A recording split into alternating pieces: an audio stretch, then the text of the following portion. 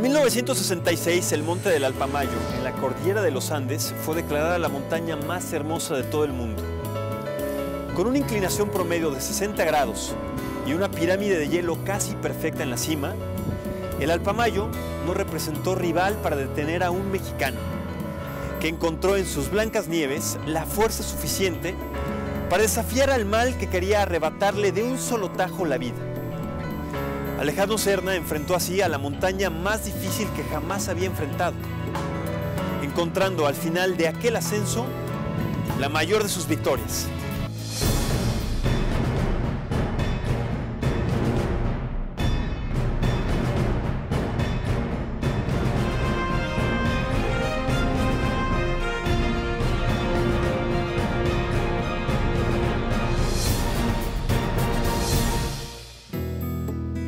Mi nombre es Alejandro Serna Kubli, tengo 44 años de edad, tengo actualmente un poquito más de 25 años dedicándome a deportes de montaña y a lo que es el alpinismo. Las cumbres que he logrado, bueno, aquí en México, en sus inicios, yo inicié haciendo montañismo en las montañas como es el Cerro del Ajusco, el Nevado de Toluca.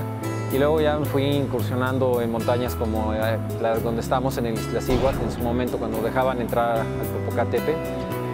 Y eran venir a hacer al principio paseos de media montaña hasta que un día nació esa necesidad de querer subir a la cumbre y ver qué se sentía.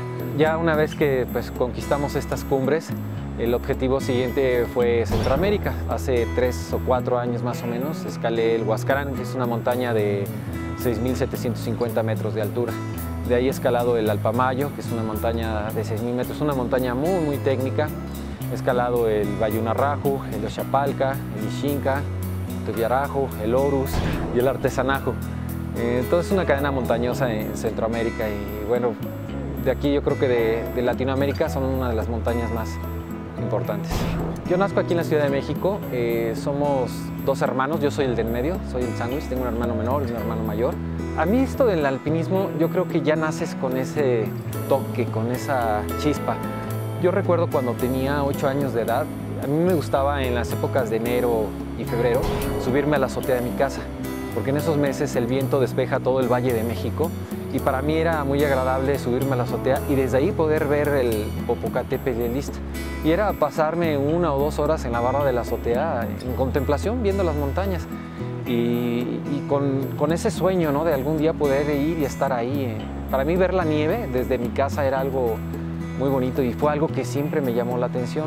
Yo creo que fue cuando cumplí 8 años que mi papá nos trajo a las faldas del Popocatépetl y en esa época la nieve estaba prácticamente hasta el estacionamiento. Entonces para mí mi primer contacto con la nieve fue un parteaguas, sentir su textura, sentir el frío del hielo en la cara, fue algo que me marcó, fue algo que me llenó.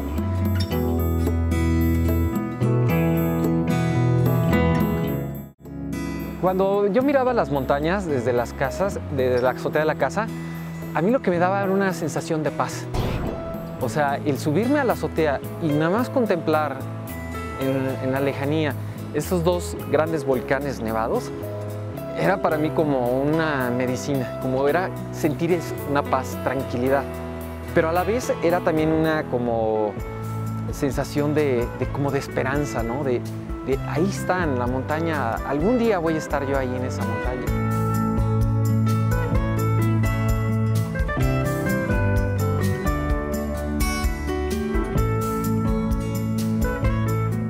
La voluntad la traigo desde pequeño de querer subir a las montañas. Entonces, ese primer ascenso fue lleno de voluntad y decisión.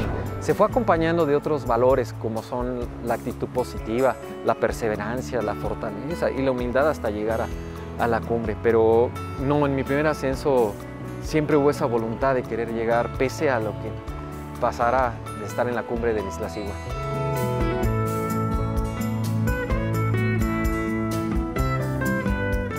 Todo lo que hacemos en la vida requiere de tener la humildad. Y en las montañas, si no tienes la humildad de aceptar cómo es la montaña, su clima, el terreno difícil, porque es fácil poderse desesperar, es fácil poder decir, está pesado, y es más fácil bajar. La humildad tiene que ver con la parte donde primero aceptas todo tu entorno. Si está lloviendo, el que te mojes, si está haciendo frío, aceptas el frío. Entonces, la aceptación, que es algo hermoso, porque no nada más sirve para el montañismo, la aceptación es una llave que te abre la puerta para muchas cosas en la vida. Pero la humildad la necesitas para poder primero aceptar el entorno donde estás, aceptarte tú mismo ahí donde estás. Si llueve, si hace frío, si cae tormenta. A mí me han agarrado tormentas, pero realmente de miedo. Entonces, el aceptar eso, necesitas ser humilde para aceptar esas condiciones de clima. Necesitas ser humilde contigo mismo como ser humano para respetar tu entorno.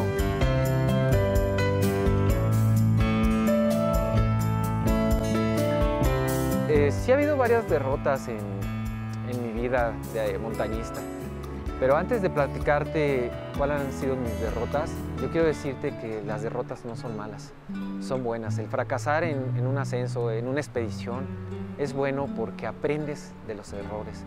Yo creo que tantos años de montañismo y ahora la capacidad que tengo ha sido de aprendizaje, pero también de esos errores. Un error o una derrota que tuve fue precisamente aquí, hablando del Iztaccíhuatl, en un ascenso que tuve por la vertical de la ruta McAllister, conocida como Ayerloco. Hay una pared de hielo que son como 60 metros de vertical. En esa pared yo coloqué mal un tornillo y me costó una caída de más de 20 metros de altura, caída libre, con una fractura de tibia, peroné y hueso calcáceo en 2 partes. Tardaron los rescatistas 36 horas en sacarme de la montaña, porque yo estaba en una zona de muy difícil acceso. Fue una derrota, el no llegar a la cumbre, el mismo accidente es una derrota. Y eso es en todos los ámbitos de la vida, no nomás en el montañismo. O sea, cualquier derrota que tengamos en cualquier área de nuestra vida o proyecto que decidamos emprender, nos va a servir para aprender de eso. Y entonces la próxima vez que lo intentas, como en la montaña y en el alpinismo, tienes más cuidado de hacer las cosas. En ese instante de la caída pasaron muchas cosas por mi cabeza. Una de ellas era la posibilidad de morir. Y bueno, es curioso ahorita que me lo preguntas porque no es la primera vez. La primera vez fue cuando me detectaron una enfermedad, que lamentablemente es una enfermedad que cuando alguien me oye hablar de ella, se espanta. Les estoy hablando del cáncer. O sea, inmediatamente cuando te dicen tienes cáncer, lo primero que piensas es me voy a morir.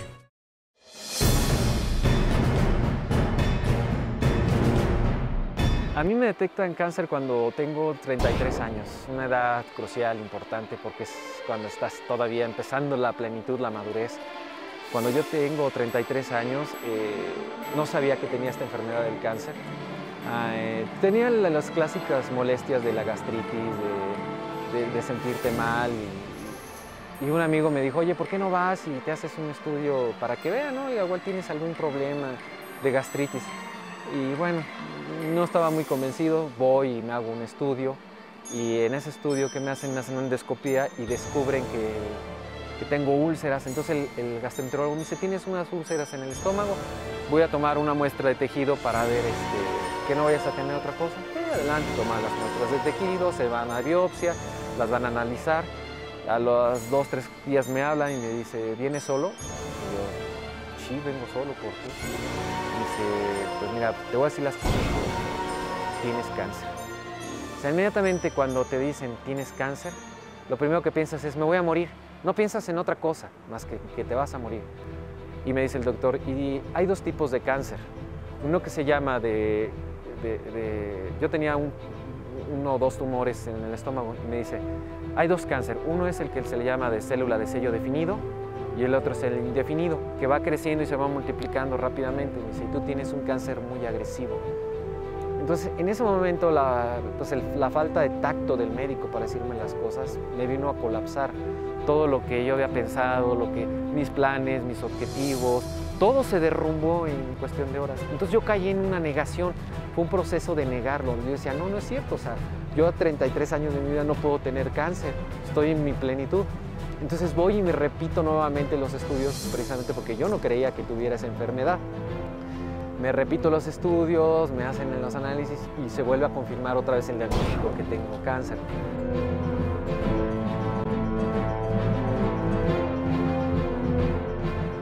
Yo andaba de vacaciones y cuando regresé me dijo, oye, fíjate que por un problema de gastritis le hicieron una videoendoscopía y me determinó el doctor que tengo cáncer y que me tiene que operar, me tiene que quitar el estómago. Le dije, no puede ser, está loco. Entonces vamos a hacerle otra prueba. Entonces le hicieron una videoendoscopía, le tomaron una prueba, la analizó y me dice, pues sí, nos llamó a los dos y nos dijo, esto es un cáncer circular no diferenciado y es un cáncer que se propaga así muy rápido. Entonces, para esta enfermedad, y nos dijo literalmente, deben de tener muchos huevos porque es una enfermedad que se propaga y te invade todo y te va a acabar rapidito.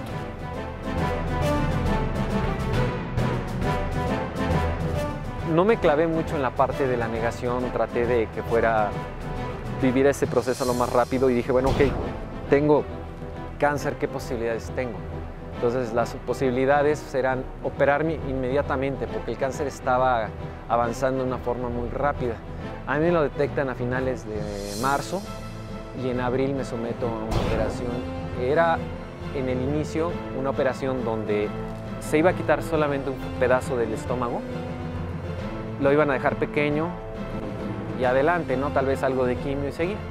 Cuando me someto a la cirugía, el cirujano oncólogo que me opera saca partes del estómago y se da cuenta que no nada más en un pedazo había cáncer, sino que en todo el estómago había células cancerosas.